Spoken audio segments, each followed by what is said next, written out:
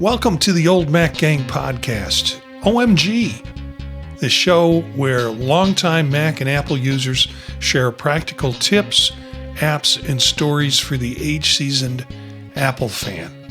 I'm Marty Gensius, and I'm joined by Chris and Peter and Charlie tonight as part of our panel of classic Apple users. Let's do some introductions. So we'll start with Chris. Hey, I'm Chris. I'm a 78-year-old retiree here in Tucson, Arizona, and a member of the Tucson Mac user group.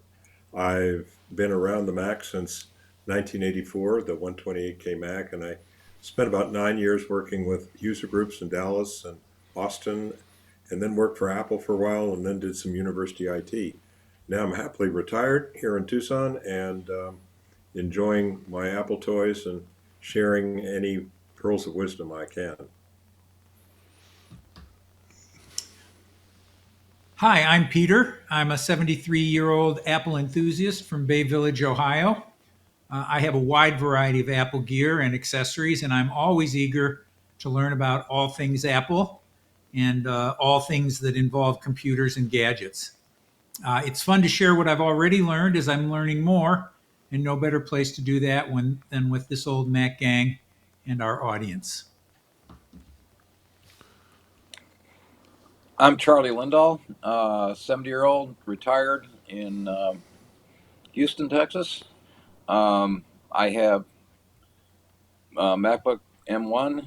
I've got an Apple Watch 10, which I love, and I use a lot for health stuff. And I love being with the old Mac gang. We've got a fantastic group of people here with a lot of interesting stories to tell. Well, I think we do our shows on Wednesday. I think next Wednesday we'll do a show. I will be a year older by then. So, but of course you're all getting older too. So there's nothing that you can kid me about. But I'm realizing that the next show falls on my birthday. So next week, I don't know what we're going to cover. But after that, I think we're going to wind up taking a week off for Thanksgiving because of that holiday and because of traveling and things like that. We'll be back 2 weeks after next week's show for that. Today's episode, however, explores taking online classes for seniors, how older adults can use their Macs, iPads, and iPhones to keep learning, staying mentally active, and connect socially through online education. Any news for any of you this week that might be relevant to age-seasoned users? Yeah, I'm hard pressed to figure one out. Well, there's the Apple sock. The shakeup in Apple that Tim Cook is going to be leaving. And there's a shuffle to decide who's going to take his place, and that's going to be really interesting. Yeah, where did you hear that, Charlie? It's been on a couple of different podcasts and news sources that I've seen. I use Medium. I love Medium, the blog. You have to pay for it to get really the good content, but they had a long article on the shakeup at Apple, and it's going to happen fairly quickly. I think they're saying by January he'll be stepping down, and honorary CEO or whatever it is. But someone else will take over the CEO in Apple. Okay, well, someday you will be right, Charlie. If it's not in January, eventually we know someday you will be right. We'll see how that turns out.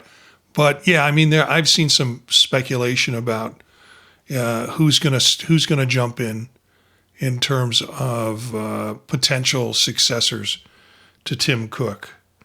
Peter, you talked about the sock. Well, I mean, I don't have much news about it. I saw photos of it. It did not appeal to me, although I do have Apple socks from the first incarnation and Apple sock knockoffs from the first incarnation that I still use for a variety of things, including One in my car that's full of quarters when I ever hit parking meters that take quarters. There's an Apple sock full of quarters in my car. So this looks a little too trendy for me, although I do have a crossbody strap, which I guess it's a variation for. It's sort of like an Apple sock with a big thing that you can throw over your head or over your shoulder. I'll have to see. I'm going to have to see one in real life before I make a true evaluation. Yeah, I'm not paying that price for the sock or whatever they call it. It is, supposed to be high class fashion, and people are like, well, why would you use that? And I did some photography out in the woods with a friend, and he was insisting you can't go anywhere in Europe without seeing these types of, crossbody straps and people carrying stuff that way. So I think it's kind of market to that group.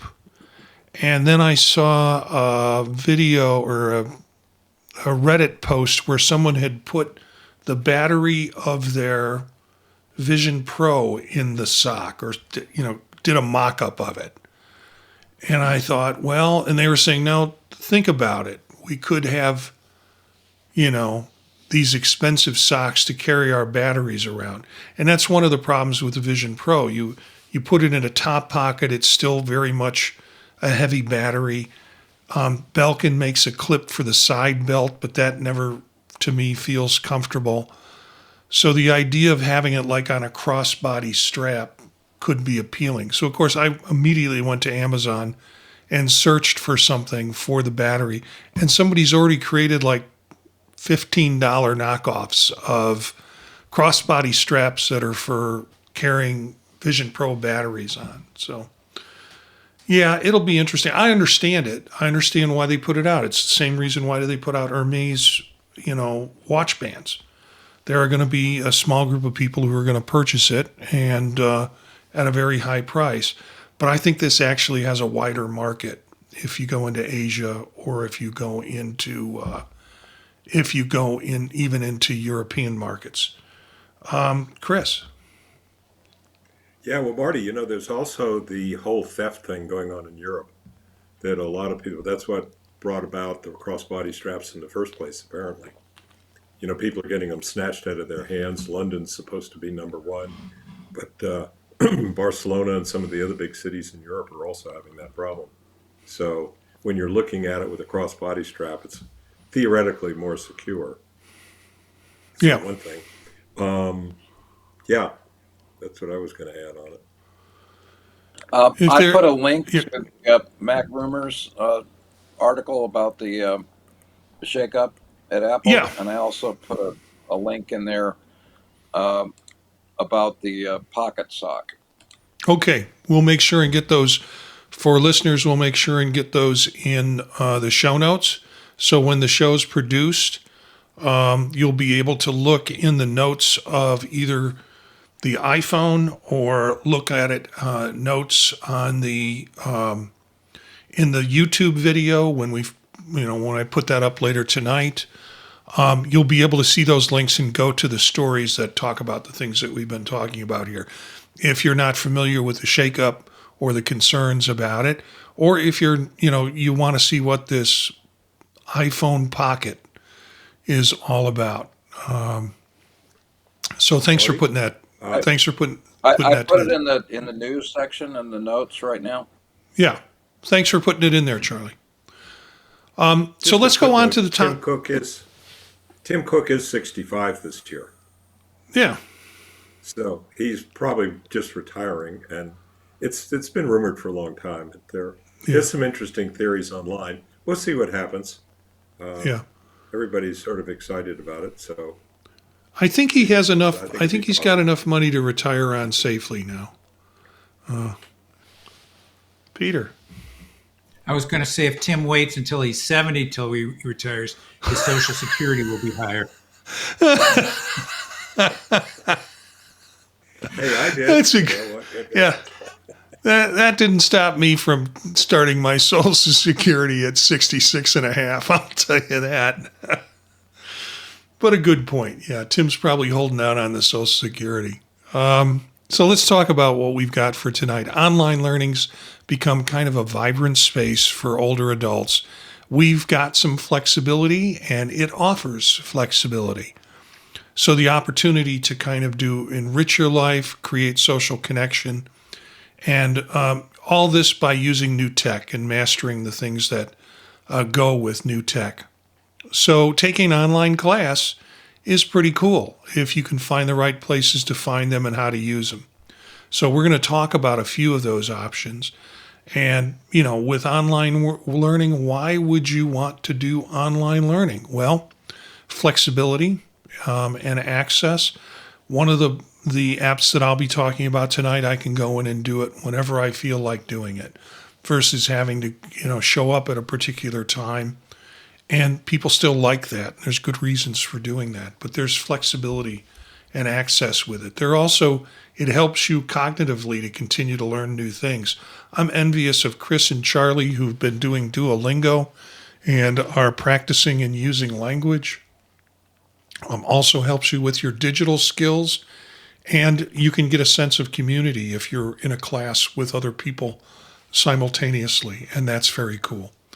So I'm going to share screens, and maybe we can talk about some of these as they come up.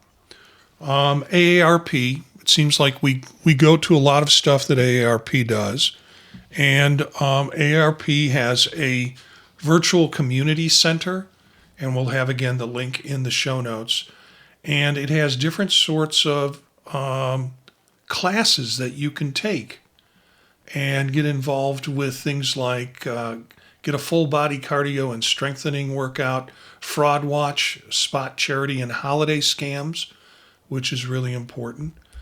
Feel good fitness, gentle aerobic workout, and then compassion, fatigue, and caregiving, and how that can be for particularly adults who are trying to do care for their older parents, their aged parents.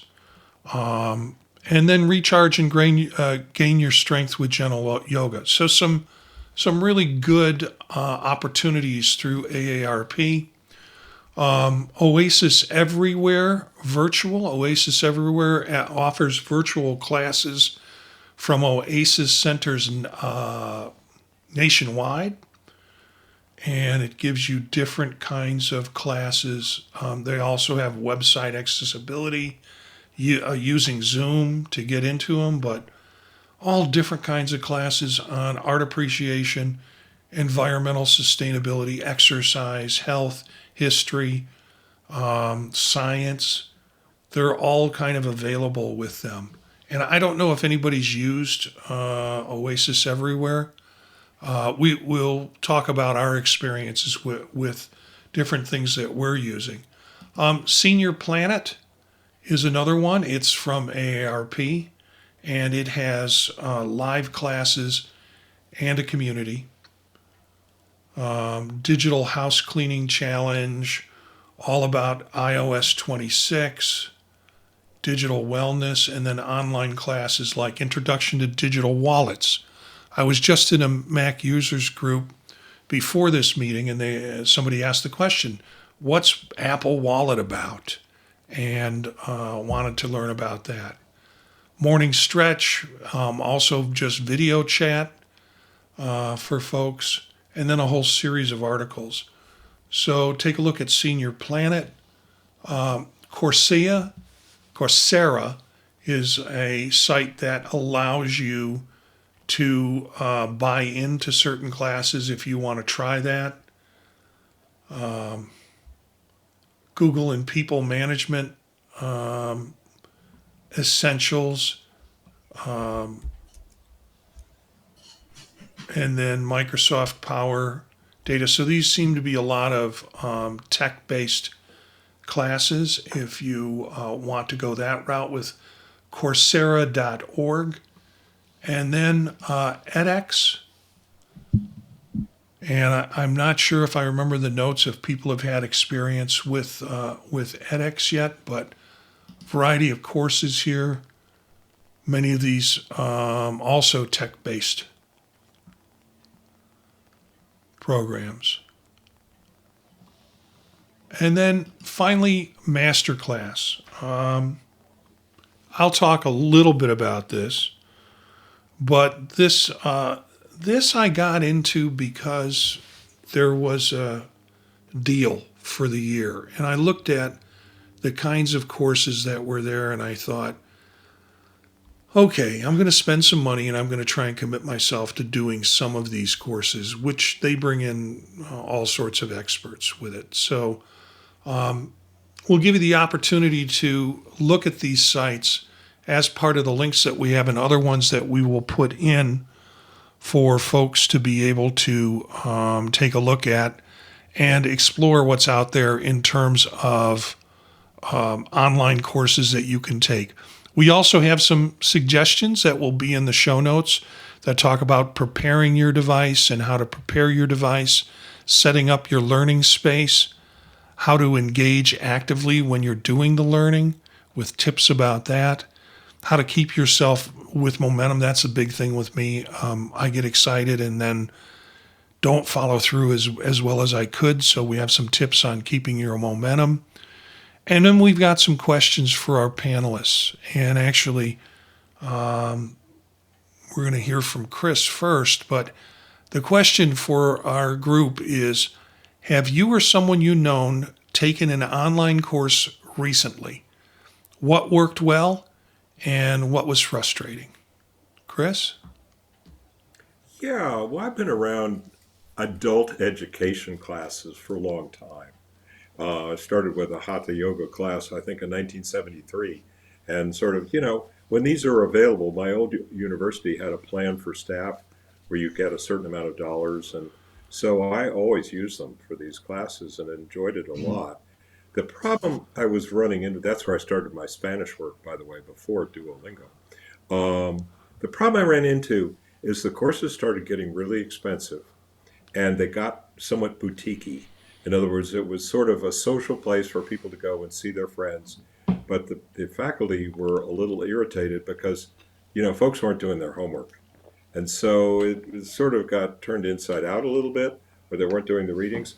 When I moved down here to Tucson, I was happy to find out that the University of Arizona has an excellent humanities and seminars program. And I've enjoyed 4 or 5 classes over the years. Most recently was a class on Dr. Zhivago, taught by a professor who really knows Russian literature inside out and backwards. She did an amazing job, and all involved the story of its publishing, Pasternak's Unusual Life, the fact that the CIA was involved in publishing it and getting copies into the Soviet Union. It's a great story. And I took another class on the desert, plants, and people, and a water class from the same professor, Steve Smith. And it was absolutely fascinating on Arizona water issues. The short answer, if you understand water issues and water law, you haven't looked hard enough, because it's one of the most confusing things in the world. And believe it or not, there's an entire field of law only on water. And one of the biggest problems is there are more paper gallons than there are physical gallons in the Colorado River. So we could talk about that another day. But yeah, so that's sort of been my experience, and I've enjoyed it immensely. It's sort of selfish for me on the receiving end, and there are also opportunities on the giving end. So, Peter, why don't you take it from here? Yeah, I'm also a long time online course taker. I take a course of some sort most summers, and about half the time it's something online. When I went to college, gosh, so long ago, I was always frustrated that there were so many wonderful courses to take and so little time in my schedule to fit all the ones I would like to take in. So I tend to go for courses I wish I'd taken in college, and I tend to go deep rather than wide. So my last 3 online courses was one on the epidemiology of COVID. That was a hot topic. one from UCal Berkeley on biostatistics. I'm interested in medicine more and more as I get older, and one from Johns Hopkins on data mining. So I think there are just so many great offerings from so many excellent colleges and universities. Uh, and I think you can always find something that's really good for free. I always choose courses where there is an option to pay for certification. That tends to keep the quality level and the engagement level up. Most of the college courses that I like have been absorbed into the edX platform, with the big exception of MIT, which has its own MITx platform. And those are the two places where I've flown most frequently. And I have noticed here in Cleveland that there are appealing low cost, never no cost courses, both online and in person, from Case Western Reserve University, which is a big private college in town. I'm on their list, so I know about them because I've paid to attend occasional lectures there, again, online and in person, from popular authors. And oh, I shouldn't forget Khan Academy. It offers all levels of elementary, middle, high school, college curriculum, and co-curriculum, which I like better, which is the stuff they don't teach but probably should. Main frustration with Zoom and online stuff is tech not working, and that means that the people that offer the courses, but also the people that are trying to participate, and typically you spend the first 5 minutes trying to figure out why somebody couldn't get audio or video or what have you. So it's important to, we'll talk about this a little bit later, but you need to be prepared ahead of time with that kind of stuff. As with Chris, I am a fan of Duolingo. I'm learning Spanish, and I'm in my 200th day straight. And it's cute, and I am actually learning it. I can't really carry out much of the way of conversation out of the box, but I'm getting there. The other thing is I'm a huge fan of Senior Planet with the ARP stuff, and I'm looking to become certified as a trainer in their program. It requires a year commitment, and you have to show that you have access to facilities to be able to teach the courses in person. And there's a companion piece called OATS, which I've mentioned in the notes, older adults technology services, and this is specifically saying what are the specifics on the tech behind all this stuff. And the thing I love about their courseware is that they start from truly the beginning. And a lot of beginner classes, by the third slide, you get acronyms that don't explain, and that doesn't happen with these courses. This has been going for years, so they have some very good stuff. The last thing I'll mention is that.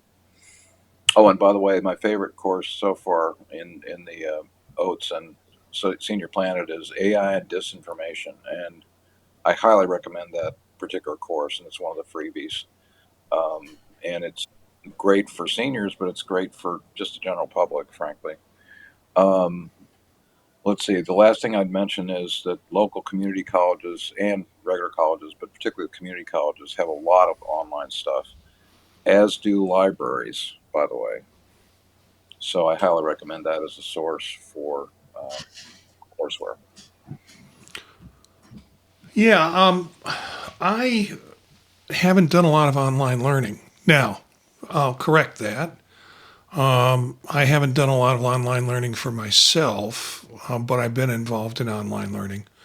I purchased a Babbel and purchased, you run across these deals where it's lifetime for, just at the right threshold where you'd want to get it. So I purchased Babbel and have a lifetime subscription to Babbel so I can get in there. And I think the next thing I'm going to do is probably relearn German, which I took in high school because I was told I needed to take it if I was going to go into a science, that's the language of science. Well, no, it wasn't. It was maybe 30 years before I took it in high school, but I wound up taking it. I took 4 years in high school, wound up taking another 2 in college because I tested so badly at it. But there's still these moments when I'm watching films and they're speaking in German that I can get parts of it. So I should learn Spanish because that's probably a more necessary language, but I feel I might ease into language learning with German first. I did also find another one of those 50% offs for an annual subscription and was always curious about this, but masterclass.com. You've seen the advertisements. It's where they have experts in field, people who are have notoriety in terms of their particular area, and they do classes, and the classes range through maybe 6 hours or 5 hours of class time, but broken up into 15 or 20-minute pieces. And I just got this maybe a month ago or 2 months ago. And I'm interested in cooking. I always am interested in cooking. And there is Roy Choi, who is known as kind of the master chef of food trucks, and his area in focus is Asian, and particularly it seems to be sort of a Korean kind of mashup. And so I've been enjoying that. And then just because of my own personal interest in Buddhism and meditation and such, I've been watching, and I've listened to John Kabat-Zinn's tapes before, but it's kind of nice to have these little spurts of stuff where he's teaching you about meditation and he's teaching you about, how to have a meditative practice with it. And that I think is 6 hours long with 20 episodes to it. And so again, you're looking at little chunks of time. You're not looking at sitting down for a long period of time with it. I guess if I was going to have any complaint about it, it's more about online learning for me. It's more about fitting it into my schedule. So it's more on me than it is on online learning. So yeah. I want to, we can go to the next question was, do you prefer self-paced or live sessions when you're doing online learning? How do you stay motivated when learning online? And we're back to Chris. Yeah. Well, live sessions are always going to be more compelling, and it gives you the opportunity for asking questions or a chat, providing people don't spend more time in the chat than they do listening to the teacher, which happens sometimes. But I'm also a big fan of Duolingo, as Charlie mentioned. I got started with that about 4 years ago, and they, well, I should first mention that Duolingo now has a thing called Max, which is they use AI, and you can have conversations with one of the characters. And at first I thought, oh, this is going to be really, sort of goofy, talking to a character who happens to be a 17-year-old Gothic teenager, adolescent, and, very, with all the attitudes and stuff. And it's turned out to be really fascinating because, it remembers your previous conversations. And so it will often come by and ask about things, and it challenges the one's ability of having a real conversation with someone, and you forget pretty quickly that it's the computer, and you start responding to actual live relevant questions. And although it's obviously draws on your vocabulary and all the usual things, but it's a way of getting over that big embarrassment hump of, I know all the Spanish, but I never say anything in a Mexican restaurant, type of thing. And I would say definitely start with a language that or have some experience with, like Marty and German would be a great idea. Spanish for me was a little bit of a struggle because I'd never taken any, but I took a lot of French in high school, And so, I decided to fall back on that one day, and I just zoomed through it, and it placed me like about three-quarters of the way through the class. And so that's been a lot of fun. Now, just in terms of language learning, one of my favorite podcasts, which is The World, put out by Public Radio International and WGBH in Boston, had a story last night about the benefits of language and multiple language learning. And it was really interesting because what they were talking about was if you're learning more than one, you got to what I call disambiguate the words. In other words, like I can get French and Spanish confused very easily, but believe it or not, instead of being a frustration, that's actually really good for the brain to force us to say, okay, wait a minute, I got to put the Spanish over here and the French over here, and and keep them separated.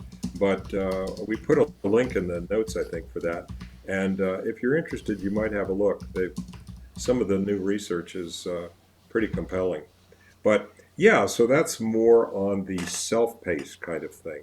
And a lot depends on you and what you like. But again, I'll let Peter take it from here. Well, I'm a total advocate of live sessions because of the accountability. I don't really get anywhere in self paced learning unless I'm using it as a supplement to something I'm doing, real time with real people.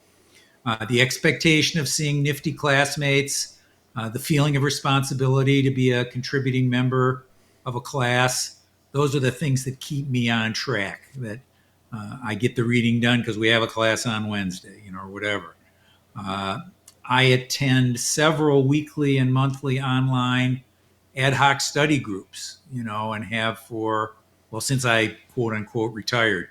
And one of my favorites is called Puzzles and Pedagogy. So that's a big interest of mine. I'm very eager and gung ho about it. And I know people who attend book clubs, knitting circles, music listening clubs, all kinds of things online. And like Charlie said, the local library in my town organizes some of these. It also has access to some of the things like Coursera, and I'm not sure which ones it has access to right now. I didn't go check, but different learning platforms. And one place that I've landed on to find worthwhile groups of peculiar interests is a website called meetup.com. And they enable people to self-organize both in person and online groups. So those are my leads and predilections. I like live sessions, and even better, meet live in person. And I highly recommend Meetup. We have 3,500 meetups in Houston, and there are some fantastic tech ones that I attend regularly. But that's not training per se. I still like live sessions for the reasons that Peter mentioned about accountability and also being able to meet people online and be able to communicate with them later. Building a community of common interests is very powerful.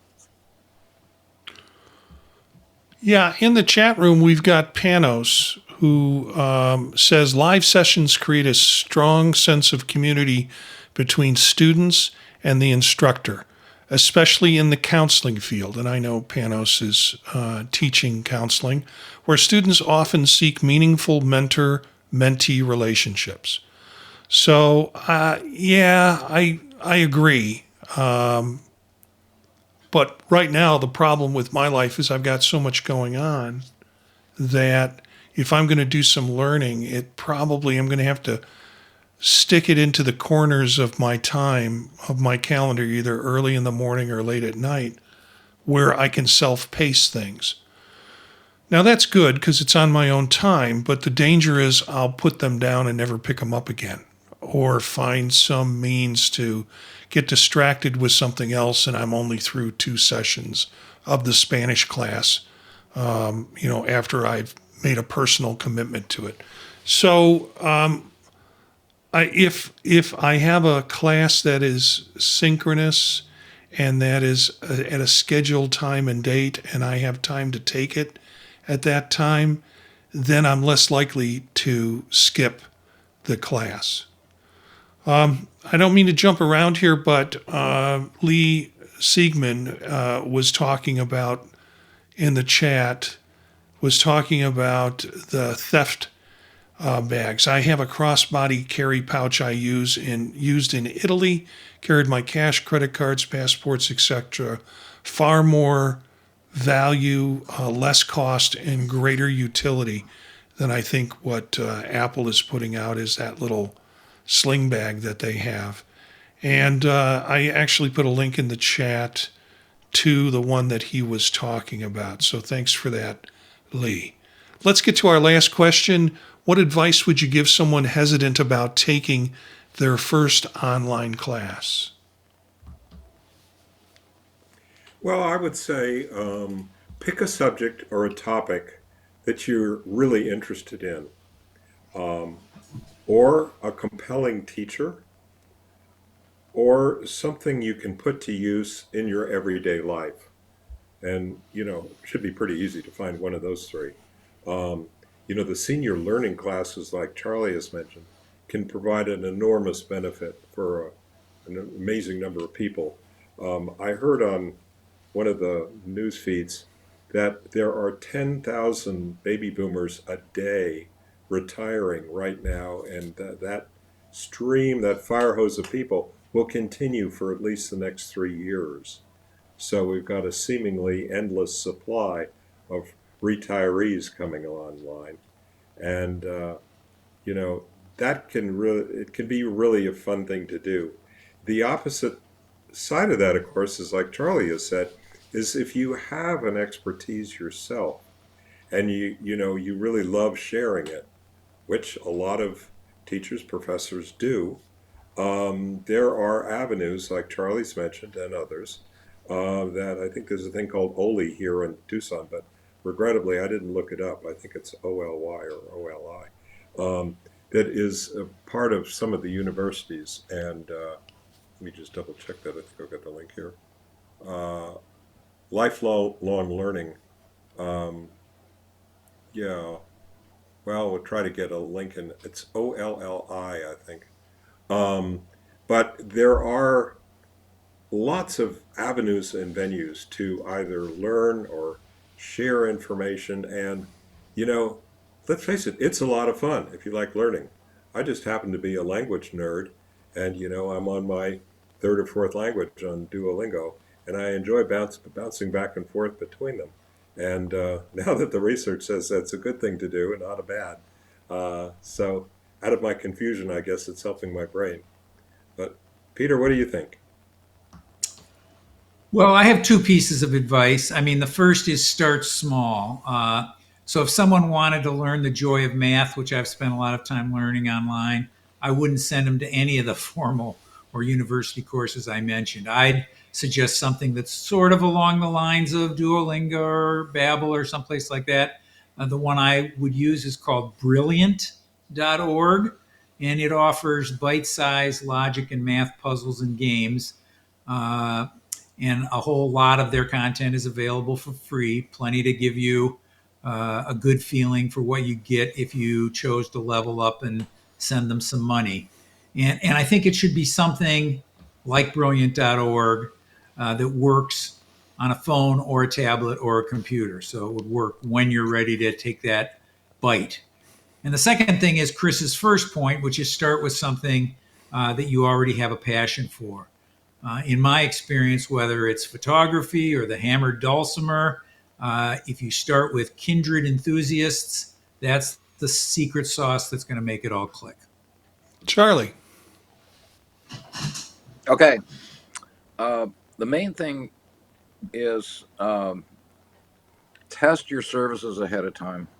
Test your camera, test your audio before you get into the thing, and give yourself about 10 minutes to make sure that everything's working. And all the platforms will give you that capability to be able to test your audio and your video. And also, I would highly recommend looking at the list of participants so that you could go back and be able to refer to them and be able to, build a community and get to know people that are interested in the same things you are. That's a wonderful way to build community and to build your reputation as well. So anyway, that's my suggestion. Great. Thank you.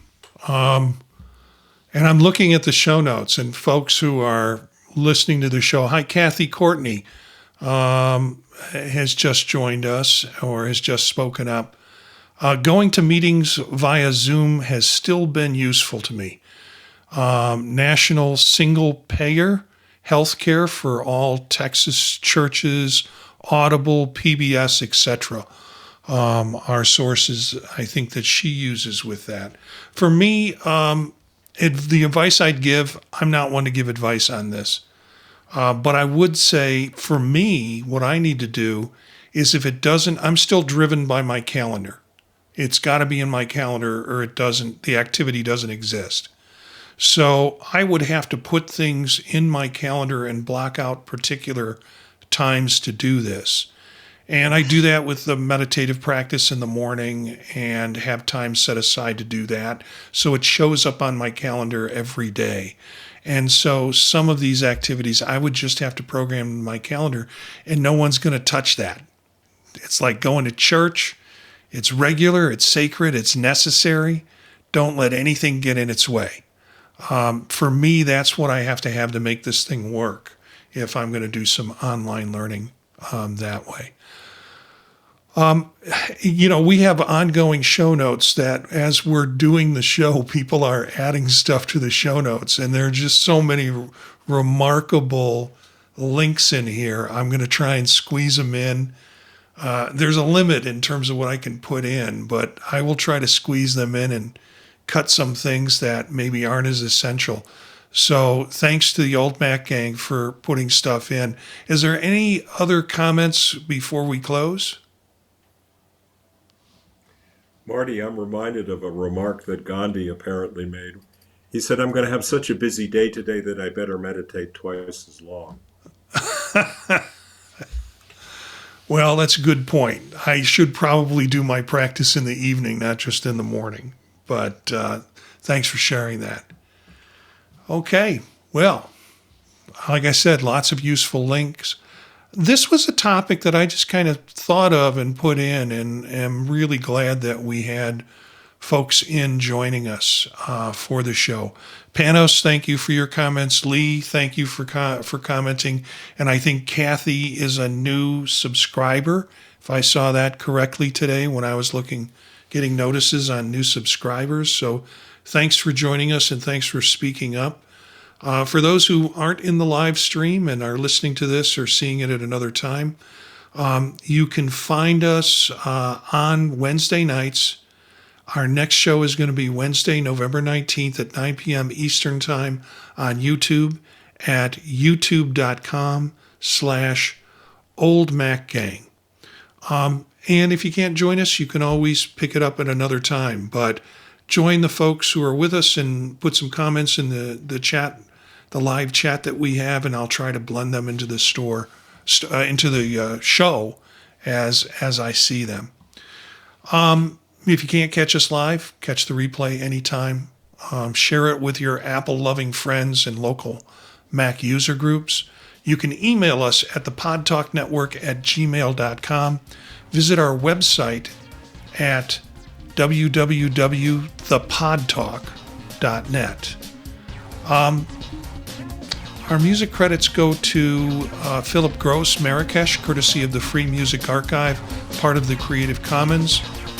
Thanks to everybody, and thanks to the Old Mac Gang, Chris, Charlie, Bob, and Peter, and to you for being part of the Old Mac Gang.